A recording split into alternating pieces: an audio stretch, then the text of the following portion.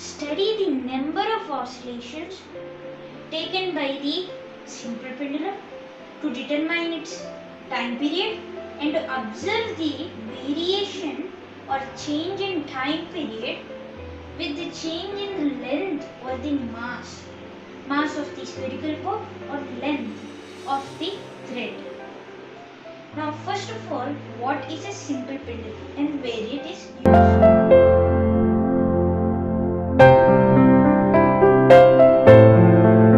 A simple pendulum is like that is used in the wall clocks that swings from here to there every 30 minutes. Thus, a simple pendulum consists of a thread, a bob and a rigid support, and the thread is fixed to the rigid support and the thread is fixed to the spherical bob and hang down from the rigid support. Another important point in the thread is that it should be massless and inextensible. That is, it should not be like a rubber band. Why? Because we will not get the oscillations effectively and we cannot find the time period effectively. Now I will tell you what is an oscillation. I have here a retort stand which is the rigid support and a thread which hangs a spherical bob. Now when I move the spherical bob from this position to this position, that is to my side, and then release it, it goes to the opposite position and again comes to my hand. This one back and forth motion is called an oscillation. When I release it at this point, it goes to the opposite point and then again comes into my hands. Now I will tell you what is a time period. We have seen just now that this back and forth motions are called oscillations. Time period is nothing but this, the time taken by these oscillations is called a time period. The time taken to complete one oscillation is called a time period of that simple pendulum. Now, I will also tell you another extra point, that is the frequency. Frequency is the number of oscillations that the pendulum has done in 1 second.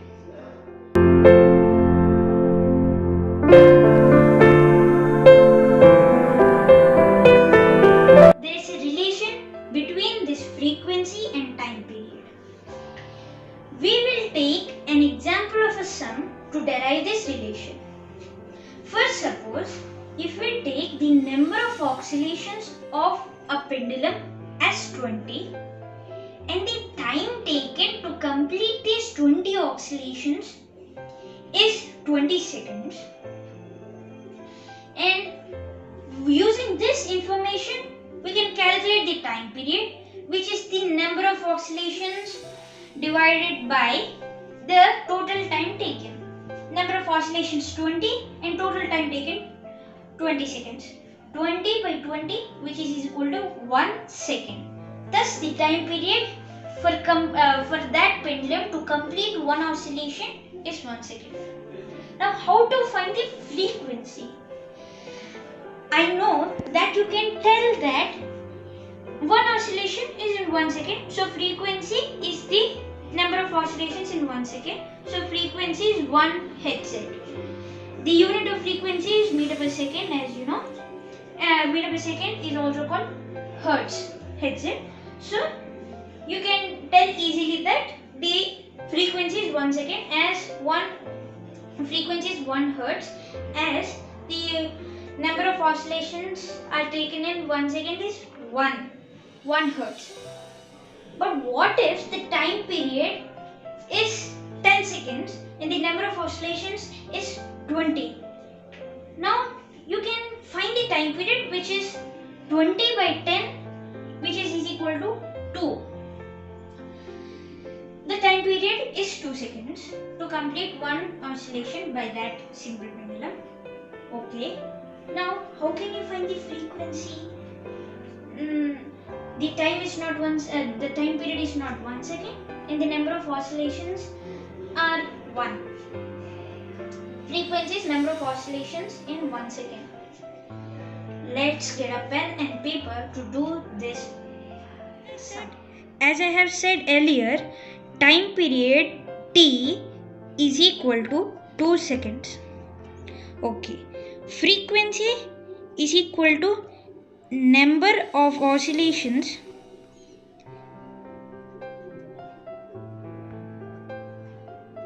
by 1 second. For one oscillation,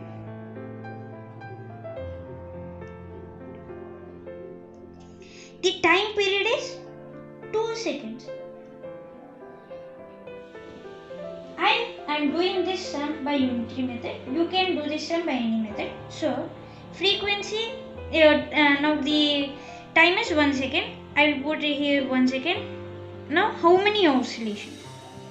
If we get this, we have found the frequency. Okay, one oscillation. Now, if we cross multiply it, 1 into 1 and 2x. If we take this as x, 2x is equal to 1 into 1 oscillation into 1 second. X is equal to 1 by 2, which is equal to 0.5 hertz. This is the frequency.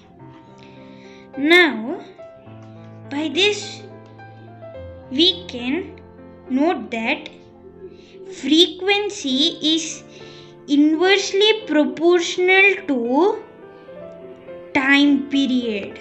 That is, frequency is equal to 1 by time period. Now the time period is 2 seconds. So frequency is equal to 1 by 2. That is equal to 0.5 hertz. Which is the same answer as that we have got while doing the unitary method. And time period is equal to 1 by frequency. Now, if we take this as the frequency, time period is equal to 1 by 0.5, which is equal to 2 seconds. Hertz is meter per second, so meter gets cancelled and second. Okay. Thus, this is the relation between frequency and time period.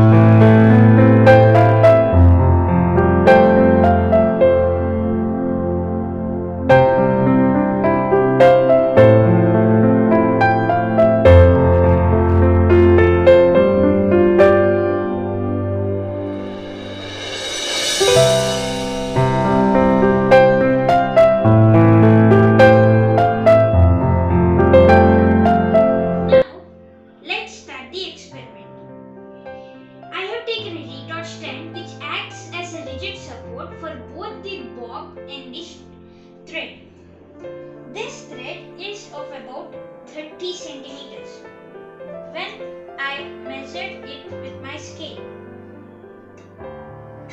Okay, now in the aim I have said that we will show the variation with the time period with both the length and the mass. Let's take it out and measure the mass. I have taken spring balance to measure the mass. I am hanging it in the spring balance. Okay. The spring balance shows 100 grams. Okay, this bob is about 100 grams.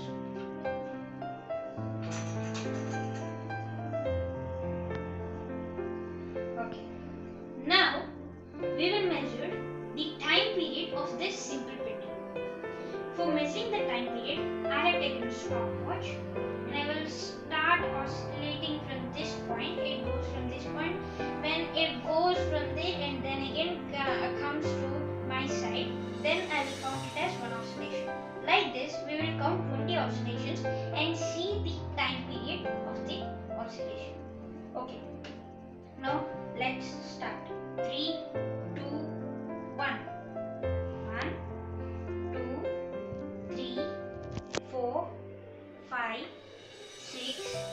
7, 8, 9, 10, 11, 12, 13, 14, 15, 16, 17, 18, 19, 20. About 24 seconds to complete these 20 oscillations by this pendulum.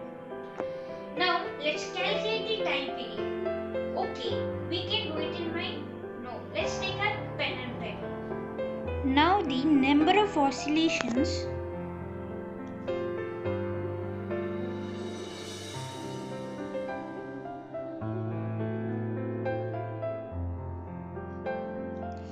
is equal to 20. Now the time taken to complete this 20 oscillations is equal to 24 seconds. There are 53 milliseconds also, but we will not count it. We'll take it as 24 seconds. Now time period T is equal to 20 by 24. We can cancel it. 4 5s are 4 6s are 5 by 6, which is equal to 6 divided by 5. 6 0 points 50, 6 7s 8 48, 2 0 3s 18, again 2 0 3 3 3 3 bar. Now the time period is equal to 0.84. We are getting 3333 bar. We round it off as 0.84 seconds. Now we have found the time period. This time period is for a 30 centimeter thread.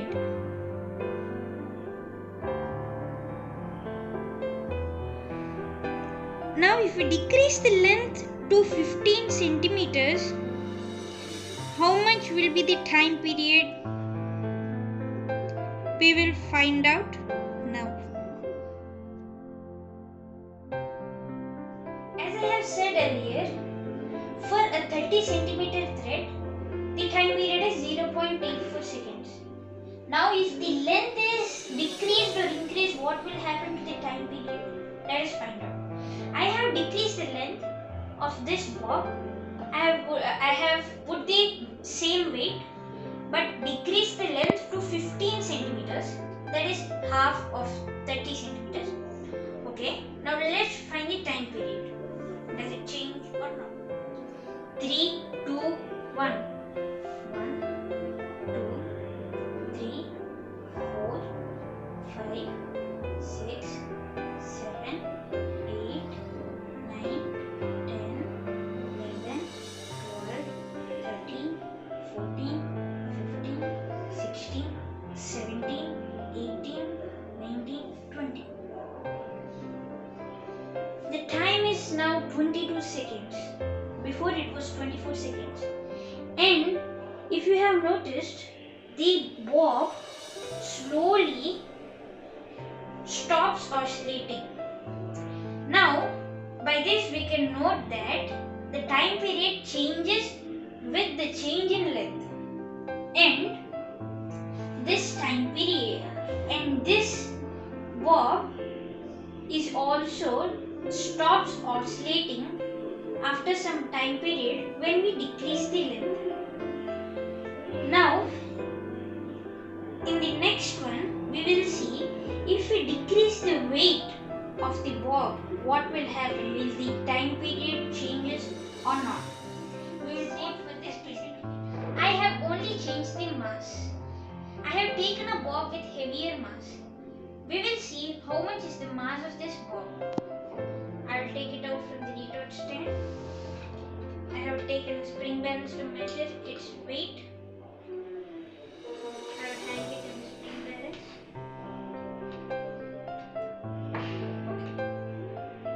it is showing that this bob is about 200 grams. Okay, this bob is about 200 grams. Before one is 100 grams.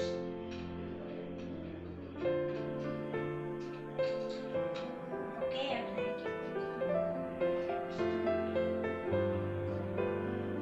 now let's start. 3, 2, 1.